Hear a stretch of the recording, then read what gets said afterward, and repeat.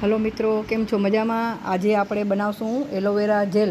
ઘર આંગણે એલોવેરાના વૃક્ષ હોય તો કેમ આપણે એલોવેરા જેલ ન બનાવીએ? કેમિકલ વગરની એલોવેરા જેલ આપણે કેવી રીતે બનાવીએ તેની રીત હું જણાવીશ. એના માટે આપણે આ નારિયેળનું તેલ જોશે, આ બદામનું તેલ જોશે, બરાબર, અને આ જિલેટિન પાવડર અને વિટામિન એની કેપ્સ્યુલ જોશે.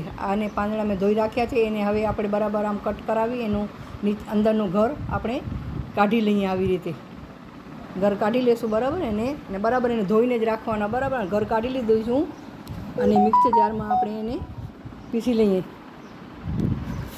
આપણે મિક્સર જારમાં એને લિક્વિડ જેવું બનાવી લઈએ, બરાબર. એને આવી રીતે આપણે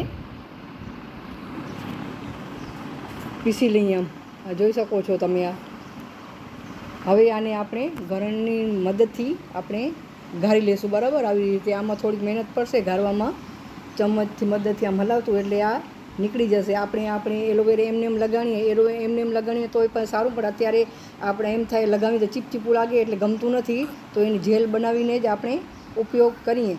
આ એલોવેરા જેલ આપણે મુખ્ય રૂપમાં સવારે અને રાતના આપણો ત્વચા સાફ કરી અને તેના ઉપર આપણે લગાવી શકીએ છીએ. અને 3 મિનિટ સુધી આપણે હલકી મસાજ કરી શકીએ છીએ અને 15-20 મિનિટ બાદ આપણે સાદા પાણીથી ધોઈ શકીએ છીએ.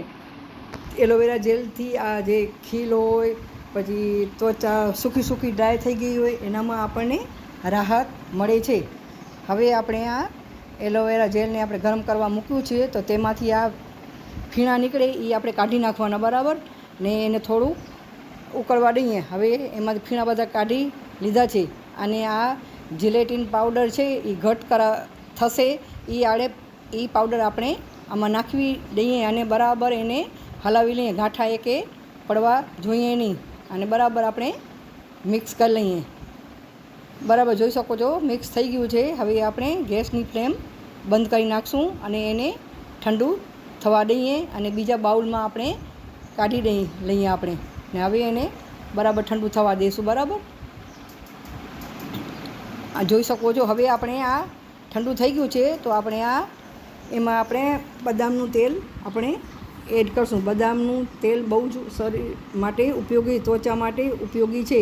એના ભરપૂર માત્રામાં વિટામિન E હોય છે.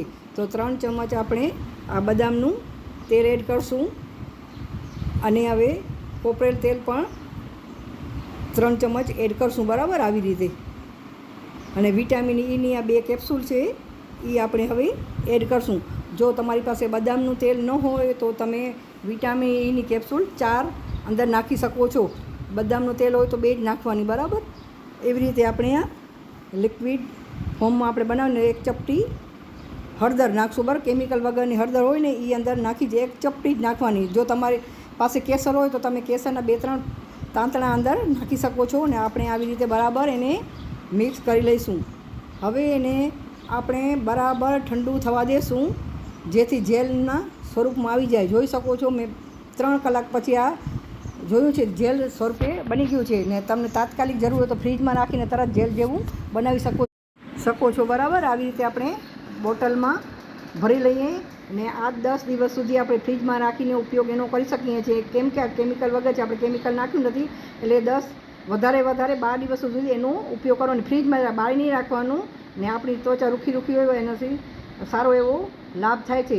તો આપણે કેમ ઘરે ન બનાવી આ જેલ? આવી રીતે જેલ બનાવવાની અને ઉપયોગ કરવાનું.